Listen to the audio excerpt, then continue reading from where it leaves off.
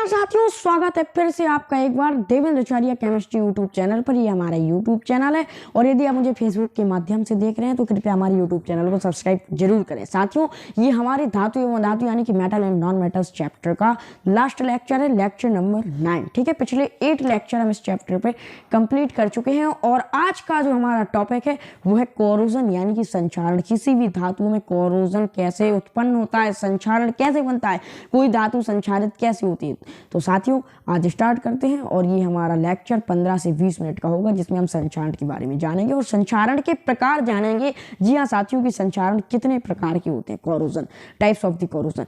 तो साथियों, यदि हम संक्षारण की बात करें तो देखिए, संक्षारण जो है एक प्राकृतिक प्रक्रिया, ये एक नेचुरल प्रोसेस है। और संक्षारण जो ये नेचुरल प्रोसेस है संक्षारण कोरोजन, इसमें क्या होता है कि जो हवा यानी कि जो एयर है या पानी जो वाटर है, तो हवा और जल जैसे तरल पदार्थ यानी कि फिलर्ड सब्सटेंस के साथ मेटल्स जो है रिएक्शन यानी कि प्रतिक्रिया करके अवांछनीय रसायनों में कन्वर्ट हो जाती हैं या बदल जाती हैं। यानी कि अवांछनीय पदार्थ यदि हम इस शब्द का यूज करते हैं तो इसका मतलब होता है अनडिजायरेबल केमिकल्स, जिसके हमें हानिकारक प्रभाव यानी कि हार्मफुल इफेक्ट्स देखने को मिलते हैं। जी हाँ साथियों, अनडिजायरेबल केमिकल यानी कि अवांछनीय रसायन। और संक्षारण में सबसे आम घटना हवा और नमी के कारण लोहे पर जंग लगना है। जी हाँ साथियों, जो आयरन पर रस्टिंग होती है, ये सबसे बड़ी एक नेचुरल प्रोसेस है और हमारे पास में क्या है, ये एक कोरोजन का एग्जाम्पल है। तो साथियों, स्टार्ट करते हैं संक्षारण की। संक्षारण क्या है और हम संक्षारण के बारे में क्या लिखेंगे। तो सबसे पहले तो लिखेंगे कि जब कोई भी वस्तु या जब कोई भी धातु अपने आसपास में उपस्थित अम्ल यानी कि या फिर चाहे वो एसिड हो या फिर वो आर्द्रता यानी कि नमी, आर्द्रता और नमी एक ही वर्ड है, ह्यूमिडिटी, इन दोनों के कांटेक्ट में आता है, तब क्या होता है। तो साथियों, अभी हमने जाना था, केवल बोलकर उसके बारे में एक्सप्लेन किया था कोरोजन के बारे में, लेकिन अब हम इसको साक्षात आपके सामने लिख कर लाए हैं। तो ये बात तो हम पढ़ चुके हैं और पिछले लेक्चर में भी हमने इसकी रस्टिंग के बारे में देखा था, किसके, आयरन के एसिड्स बेस एंड साल्ट्स में।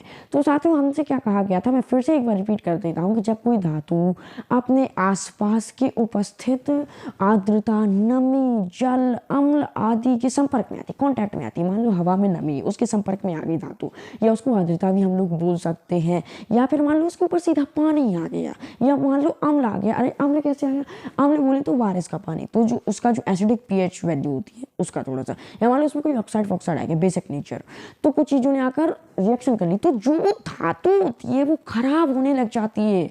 और इसी प्रोसेस को हम क्या बोलने लगते हैं कि धातु का संक्षारण, the corrosion of the metals, हम इसी प्रक्रिया को क्या है बोलने लगते हैं, धातु का खराब होना। ठीक है, ये लिखा है आपके सामने कि जब कोई धातु अपने आसपास के अम्ल या आर्द्रता आदि के संपर्क में आता है तो क्या होने लग जाती है, संक्षारित होने यानी कि कोरोज होने लग जाती है, खराब होने लग जाती है। और इसी प्रक्रिया को, इस प्रोसेस, नेचुरल प्रोसेस को हम क्या बोलते हैं, संक्षारण या कोरोजन कहते हैं। ये हमने आपके बारे में। अच्छा, ये जरूरी है, इसके आगे जो है इसको आप थोड़ा जरूर नोट कर लीजिएगा कि इसके कारण, किसके कारण, संक्षारण के कारण, इसके लिखा मतलब कि कोरोजन के कारण, इस नेचुरल प्रोसेस के कारण क्या होता है कि संक्षारण के कारण कार का, जैसे मान लो जो ढांचा हुआ, पुल हुआ, लोहे की रेलिंग होती है ना, जो ये आयरन के पुल होते हैं, बड़े बड़े बनते हैं, कलकत्ता में एक बना हुआ है, तो बहुत सारा लोहा काम में आता है उसमें। वहाँ तो पानी तो बह ही रहा है और नीचे गंगा नदी, गंगा मैया बह रही है। ठीक है, तो ये जो पुल हुआ, लोहे की रेलिंग हुई, जहाज, धातु, और विशेषकर मेन रूप से यदि हम देखें तो लोहे की चीज़ों में बहुत क्षति पहुंचती है। ठीक है, लोहे की रेलिंग, जैसे हमने एक एग्जाम्पल देखा कि लोहे, जैसे मान लो आपने पार्क में देखा हो जो झूले होते हैं उनमें कई चीज़ें लोहे की होती हैं, तो उन झूलों में भी कभी कभी रस्टिंग यानी कि जंग लग जाती है। अब जहाज तो पूरे ही मान लो लोहे से बनता है, इतना आयरन काम में आता है जहाज बनाने के लिए, उसको पानी में उतार देते हैं सीधा खारे पानी में, एसिडिक पीएच हो, तो वो तो मान लो और एक भारी बात हो गई हमारे सामने कि वो जो ये जहाज होगा साथियों, कितने जल्दी खराब नहीं होगा। तथा धातु, विशेषकर लोहे की चीज़ों, वो चीज़ें कौन सी जो कि आयरन से मिलकर बनी है, जिनको बनाने के लिए आयरन का बहुत ज़्यादा यूज हुआ है, उन चीज़ों को, लोहे की बनी चीज़ों को बहुत ज़्यादा क्षति पहुंचती है, क्योंकि उसमें कोरोजन यानी कि संक्षारण जो ये प्राकृतिक प्रक्रिया नेचुरल प्रोसेस के बारे में हमने पढ़ा। ये उत्पन्न हो जाती है किसमें, लोहे की बनी चीज़ों में विशेषकर, ठीक है। तो हमने ये कारण देखा। अब उदाहरण क्या है, मान लो चांदी जो है उस पर काली परत जम जाती है। आपने देखा होगा, अब मेरे पास स्मार्ट बोर्ड नहीं है कि मैं आपको चांदी की जो है काली परत का स्क्रीनशॉट लेके आपको दिखा सकूं, तो लेकिन मैं आपको पहले एग्जाम्पल के तौर पर यदि बात करूं तो पहला एग्जाम्पल क्या है कि ब्लैक कलर की लेयर क्रिएट हो जाती, प्रोड्यूस हो जाती है किस पर, सिल्वर पर। ये उसके कोरोजन की आइडेंटिफाई है। जी हाँ साथियों, उसके संचारण की पहचान है। हम कैसे पता करेंगे कि कोई ये चांदी की धातु है, चांदी है, तो उस पर कोरोजन यानी कि संचारण हो गया। हम कैसे पता करेंगे, क्योंकि उस पर ब्लैक कलर की लेयर चढ़ जाती है, ठीक है। एक बार और रिपीट कर दूँ, आपने घर पे देखा होगा, मान लो गहने होंगे आपके पास में चांदी की धातु, सिल्वर, तो आपने देखा होगा काले पड़ गए होंगे, ब्लैक कलर की लेयर उसमें प्रोड्यूस हो गई होगी। क्यों? क्योंकि वो संचारित हो गया, कोरोज हो गया, उसमें कोरोजन नेचुरल प्रोसेस आ गई है। या अच्छा, जो हमने अभी क्या देखा कि जो सिल्वर है यानी कि जो चांदी, उस पर तो काली परत चढ़ती है, लेकिन जो तांबा यानी कि जो कॉपर है साथियों, उस कॉपर पर काली ब्लैक कलर की लेयर नहीं बल्कि हरी परत यानी कि ग्रीन कलर की लेयर प्रोड्यूस हो जाती है, ठीक है। आपने कहाँ देखा होगा, ये लेकी पीपल होता है, लेकी पीपल होता है। मेरे पास स्मार्ट बोर्ड नहीं है अभी, ठीक है, तो मैं आपको कम्युनिटी पोस्ट पे बताऊंगा ये, ठीक है।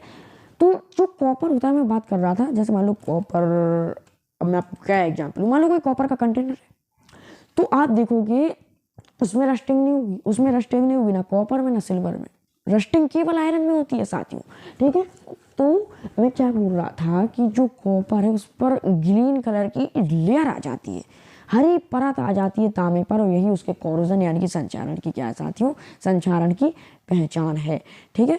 तो हमने आपसे ये बोला था, तांबा जब खराब होता है तो उस पर क्या होता है, हरे रंग की परत चढ़ जाती है। अब आपको मैं एक चीज़ बताऊं, तांबे की बोतल भी हम लोग काम में लेते हैं, आपको पता हो, है ना, तांबे का जग हुआ, और ये हमारे लिए लाभकारी भी होता है, ठीक है।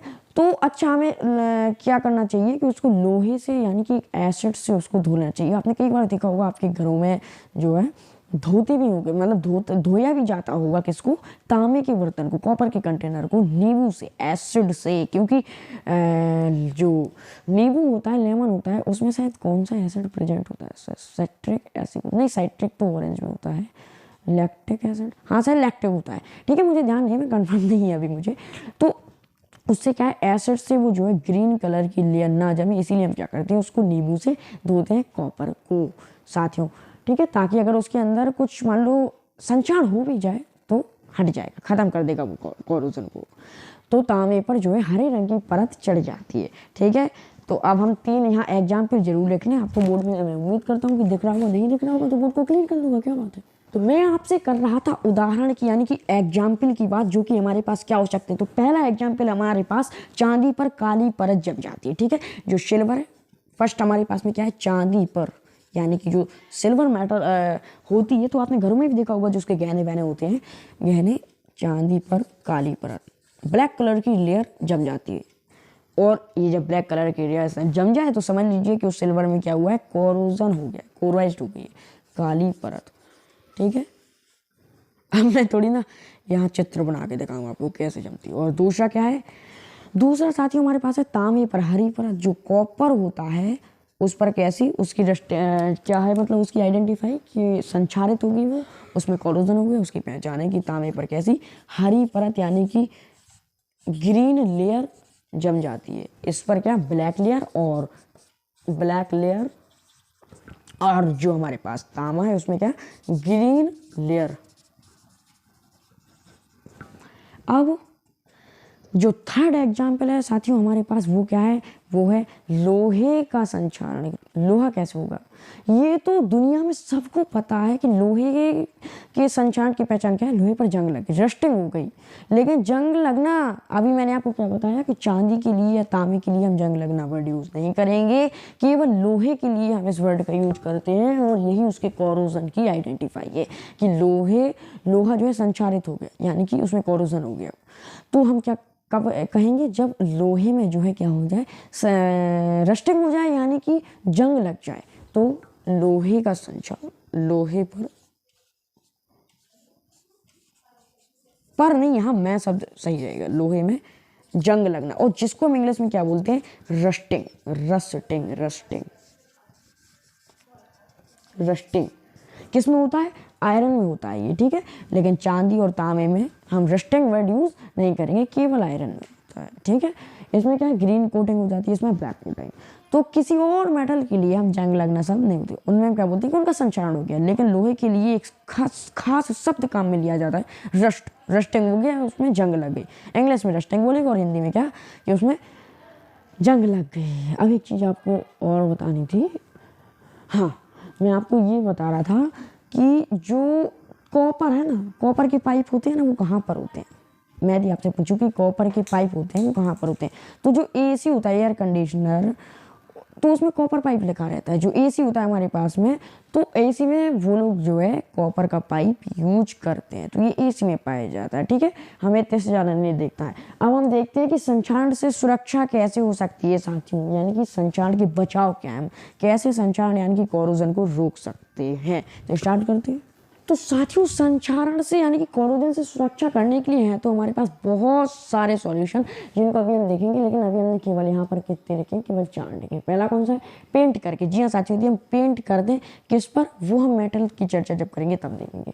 तो यदि हम पेंट कर दें तो भी क्या है, संक्षारण से सुरक्षा कर सकते हैं। तेल लगाकर, हाँ, ऑयलिंग से भी, ऑयल लगाकर संक्षारण यानी कि कोरोजन से हम सेफ्टी रख सकते हैं। और ग्रीस लगाकर भी कोरोजन को रोका जा सकता है। और यशद लेपन बोले तो क्या, गैल्वनाइजेशन। इतने तरीके हैं, और भी ज़्यादा हैं, और भी एनोडीकरण, क्रोमियम, तो ये सभी क्या है हमारे पास कोरोजन रोकने के तरीके। तो संक्षारण से साथियों सुरक्षा के लिए यदि हम चाहते हैं कि संक्षारण पर रोक लग जाए तो क्या होगा, लोहा जो है, यदि हम आयरन के बारे में देखें तो उस पर हम या तो जस्ता यानी कि जिंक की कोटिंग कर देंगे या फिर उसको मिक्स कर देंगे। किसके साथ में साथियों, आयरन के साथ में।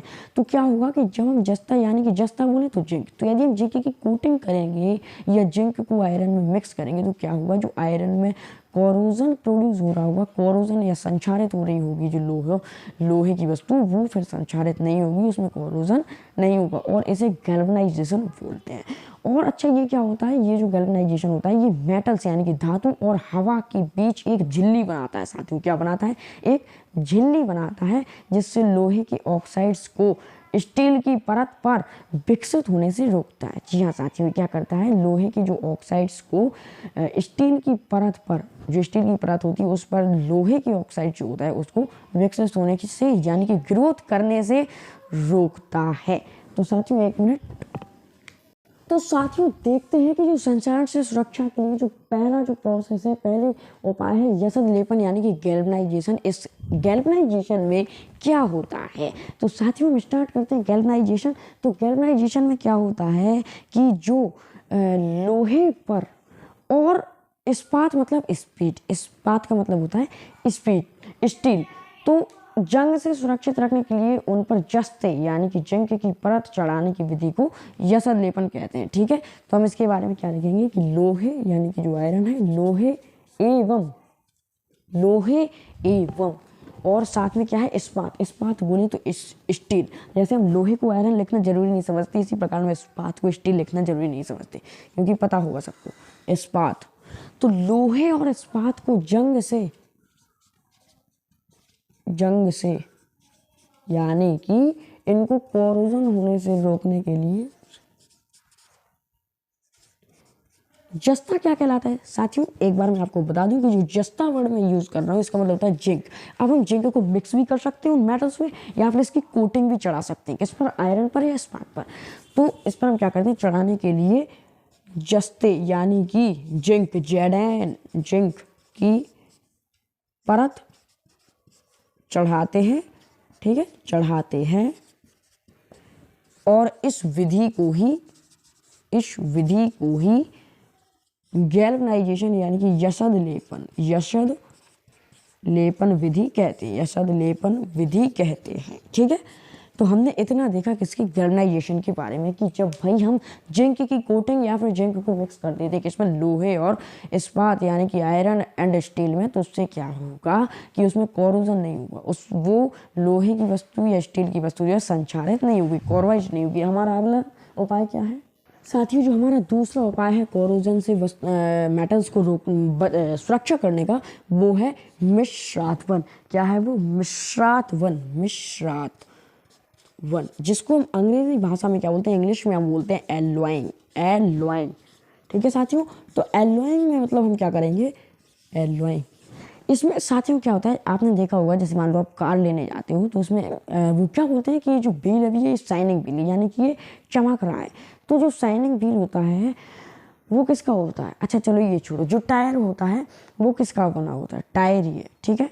तो जब आप जाते हो कार लेने तो आपने देखा होगा व्हील्स को, वो कितना चमकता है, शाइनिंग होती है उस पर, तो उसको क्या बोलते हैं, एलॉय व्हील, एलॉय व्हील बोलते हैं उसको साथियों। एलॉइंग मतलब एलॉय बनाना, मिश्रात्वन करना है। एलॉय क्या होता है, मिश्र धातु क्या होती है, जो दो या दो से अधिक धातुओं से मिलकर बनी हो, जो दो या दो से अधिक धातु यानी कि मेटल से क्या है मिलकर बनी हो। मान लो दो या दो से अधिक धातुओं को एक फिक्स कॉम्पोजिशन में जोड़ दिया जाए, और केवल धातु ही नहीं, इसमें हम कभी कभी नॉन मेटल यानी कि अधातु भी मिक्स कर सकते हैं साथियों, बिल्कुल कर सकते हैं हम इसमें कभी कभी कोई ना कोई अधातु भी जरूर ही मिक्स कर सकते हैं। तो हमारे पास में क्या बनता है, मिश्रातु, मिश्रातु, लेकिन इस यहाँ हम क्या बोलेंगे, मिश्रातवन, ठीक है। तो क्या हम बोलेंगे, दो या दो से अधिक धातुओं के समांगी मिश्रण को मिश्रातु बोलते हैं या फिर मिश्र धातु कहते हैं।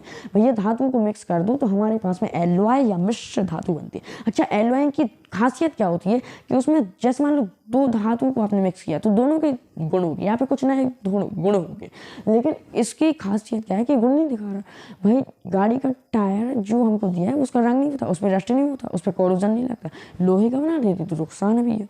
ये वाला मजबूत भी ज़्यादा है जो एलॉय व्हील होता है, काफ़ी फायदेमंद है। तो हम क्या लिखें, तो ऐसे खूब सारे मिश्रातु हमारे पास में बनते हैं, तो हम क्या लिखेंगे, मिश्रातवन या एलॉय के बारे में कि दो या दो से अधिक धातु के, यानी कि वो मेटल्स जिनकी संख्या दो हो या फिर दो से अधिक हो, ठीक है, तो उनके धातुओं के या धातु के समांगी मिश्रण को, अच्छा यहाँ धातुओं वर्ड यूज कर लें तो कैसा रहे, तो हमने यह वर्ड कौन सा यूज किया, धातुओं के समांगी मिश्रण यानी कि होमोजीनियस मिक्सचर, समांगी मिश्रण को,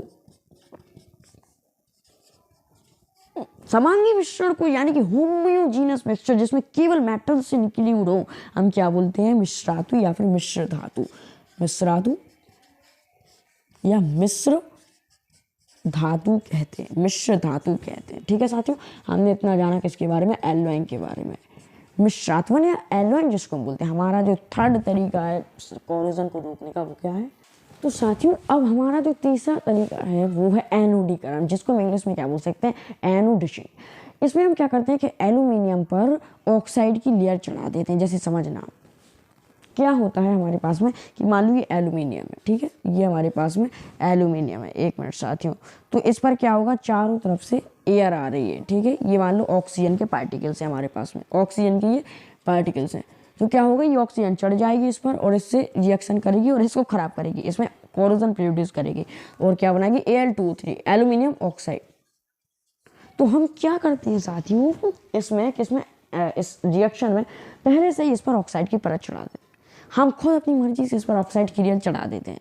हम मतलब कि हम क्या करते हैं कि मान लो पहले ही एल्यूमिनियम पर एक एल्यूमिनियम ऑक्साइड्स की एक परत चढ़ी होगी, तो भैया अब ऑक्सीजन सोचेगा अरे मैंने तो इसको खराब कर दिया, अब क्या करें, तो अब ये जो है ये एल्यूमिनियम अंदर की ऑक्सीजन से रिएक्शन नहीं करेगी, अब ऑक्सीजन चलेगी नहीं, क्योंकि इसको अंदर वाला जो एल्यूमिनियम है वो बिल्कुल सेफ हो जाएगा। ये तरीका है, ठीक है, एनोडीकरण का। अंदर वाला एल्यूमिनियम बिल्कुल सेफ हो गया, वो तो रिएक्शन ही नहीं करेगा, ठीक है, क्योंकि इसके ऊपर भी एक एल्यूमिनियम ऑक्साइड्स की परत चढ़ी हुई थी, रियल चढ़ी हुई थी, केवल सरफेस पर एल्यूमिनियम ऑक्साइड की, एल्यूमिनियम की ऑक्साइड की सरफेस सतह परत बना देते हैं, लेयर बना देते हैं, ठीक है। तो ये मोटी परत को बनाने की क्या है, प्रक्रिया है, जिसको हम क्या बोलते हैं, एनोडीकरण कहते हैं। तो हम क्या लिखेंगे इसके बारे में कि यह एल्यूमिनियम पर मोटी ऑक्साइड की परत बनाने की प्रक्रिया है, यह है, ठीक है, यह कौन सी प्रक्रिया है, ये एल्यूमिनियम पर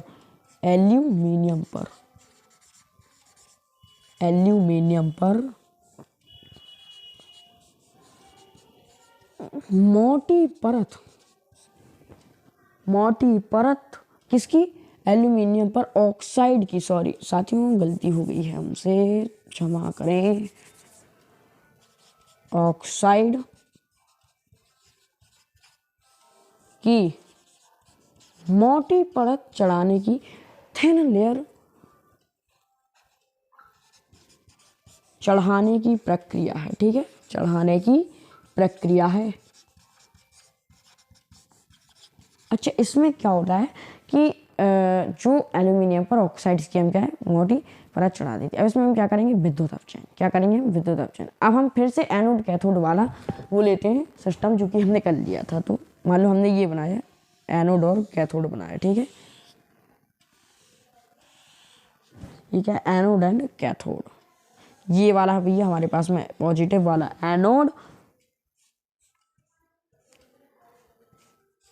इसको हमने एल्यूमिनियम का ही लिया है, ये एनोड, ठीक है। इसको हमने एल्यूमिनियम का ही लिया, एनोड को हमने किसका, एल्यूमिनियम का ही लिया। और इसमें हमने क्या किया, H2SO4 वाला वाटर हमने इसमें डाल दिया। मान लो हमारे पास में वाटर है, एक्वस है, और हमने इसमें क्या किया, विद्युत अपघटन किया। क्या किया हमने इसका, विद्युत अपघटन। तो जब इसका विद्युत अपघटन होता है तो यहाँ पे ऑक्सीजन गैस बनती है। क्या होता है साथियों, ऑक्सीजन रिलीज होती है, बाहर निकलती है। तो ऑक्सीजन का नेचर होता है साथियों नेगेटिव। ऑक्सीजन की टेंडेंसी क्या होती है, नेगेटिव होती है। तो ऑक्सीजन सारे इस एनोड की तरफ जाते हैं, पॉजिटिव की तरफ जाते हैं, क्योंकि ये रिएक्शन करेंगे। जैसे मान लो ये O2 माइनस में कर रहे हैं तो वो सारे के सारे इसकी तरफ भागेंगे। मान लो ऑक्सीजन पर यदि 2 माइनस का चार्ज है तो माइनस का चार्ज लेकर के ये भागेंगे। अब ये जो ऑक्सीजन है यहाँ पर एनोड पर जाके क्या कर लेगी, एल्यूमिनियम से कर लेगी रिएक्शन, और क्या बनेगा, Al2O3, एल्यूमिनियम ऑक्साइड जैसा कुछ बन जाएगा, मतलब सरफेस बन जाएगी हमारे पास में, ठीक है। ठीक है साथियों, ये क्या है हमारे पास में, एल्यूमिनियम ऑक्साइड्स बनाने, ये भी हमारे पास में रिएक्शन है। तो हम यहाँ पर क्या करते हैं कि वायु के संपर्क में आने पर एल्यूमिनियम पर ऑक्साइड की पतली परत का निर्माण होता है। एल्यूमिनियम ऑक्साइड की जो परत होती है इसे क्या करती है, संक्षारण से बचाती है। तो एनोडीकरण के लिए हम क्या करते हैं, सल्फ्यूरिक अम्ल के साथ इसका विद्युत अपघटन किया जाता है, ठीक है। विद्युत अपघटन इसका किसके साथ किया जाता है, कुछ नहीं करना है आपको, तनु डाइल्यूट H2SO4 लेना है, और क्या करना है, एल्यूमिनियम जगह पे आप एल्यूमिनियम को रख दो, और पूरी सरफेस पर क्या बनेगा, एल्यूमिनियम ऑक्साइड बन जाएगी। अब आपके दिमाग में ये भी हो सकता है कि इसको वैसे भी हवा में ले सकते हैं, तो थोड़ी देर के बाद तो ये वैसे भी एल्यूमिनियम ऑक्साइड की परत बना लेगी। लेकिन यदि वैसे प्रॉपर नहीं बन पाई तो फिर आप क्या करोगे, तो फिर वहाँ से एल्यूमिनियम खराब होने लग जाएगा। तो पॉइंट ये है कि अगर पहले ही आप तुरंत ही चला दोगे इसको तो वह एल्यूमिनियम जैसा है वैसे रहेगा, फिर वो खराब नहीं होगा। और फिर कैसे खराब होगा, क्योंकि वो रिएक्शन ही नहीं करेगा। वह इसके ऊपर जो सरफेस थी उससे उसने रिएक्शन की ऑक्सीजन ने, जो कि एटमॉस्फेयर में थी, प्रेजेंट थी, ठीक है। तो ये क्या है, एल्यूमिनियम ऑक्साइड की एक मोटी परत बनाती है, और जो कि ये संक्षारण से सुरक्षा करती है, किसकी, एल्यूमिनियम की। तो साथ में ये हमारा था तीसरा, ये हमारा था क्या, तीसरा एनोडीकरण के बाद हमने इसको देखा, ठीक है। एनोडीकरण हमने इसको तो डाला ही नहीं, एनोडीकरण इलेक्ट्रोकेमिस्ट्री में ये टॉपिक आता है, ठीक है। एनोडिसिंग, क्षमा करना साथियों, हम हेडिंग नहीं डाल पाए थे। तो ये थे हमारे संक्षारण को रोकने के तरीके साथियों। अब हमारे पास में कुछ अन्य महत्वपूर्ण है, ठीक है। और साथियों हमने जितने भी इसके तरीके थे किसको, कोरोजन को रोकने के, कि भैया जो मेटल्स जो धातु हैं वो संचारित ना हो, वो हमने सारे तरीके यहाँ देखे और संचारण देखा कि संचारण क्या होते हैं। तो साथियों हमारे यही होता है चैप्टर ऊपर। इस चैप्टर में हमसे जो गलतियाँ हुई हूँ, अच्छा हम अगली वीडियो अभी हमारी आएगी क्वेश्चंस पर, और उसमें हम कुछ अपने मन से भी क्वेश्चन कराएंगे जो कि हम जरूरी है, ठीक है, जो कि एग्जाम में आते हैं, तो हम उनको करेंगे। और मान्यवर इस चैप्टर में हमसे जो गलतियाँ हुई हैं, जो टर्मोलॉजी बोलने में जो गलत हुआ हो, मैं आपसे क्षमा प्रार्थी हूँ। तो साथियों आज की क्लास को करते हैं यहीं ओवर। और साथियों हमारी वीडियो लगातार बढ़ने के और सब्सक्राइबर बढ़ने के कारण कई लोग हमारी वीडियो को लाइक करने की बजाय डिसलाइक करते हैं, लेकिन यदि आप लोगों का ऐसी सपोर्ट रहा तो हमें इससे कोई फ़र्क नहीं पड़ने वाला, बाकी आपकी इच्छा। और हाँ साथियों जाते जाते एक पॉजिटिव डोज जरूर लेते जाइए। अगली वीडियो में तो हम क्वेश्चंस के साथ और न्यूमेरिकल क्वेश्चंस के साथ मिलेगी। वो पॉजिटिव डोज ये है कि लक्ष्य सही होना चाहिए, क्योंकि काम तो दीमक भी दिन रात करते हैं पर वो निर्माण नहीं विनाश करते। नमस्कार।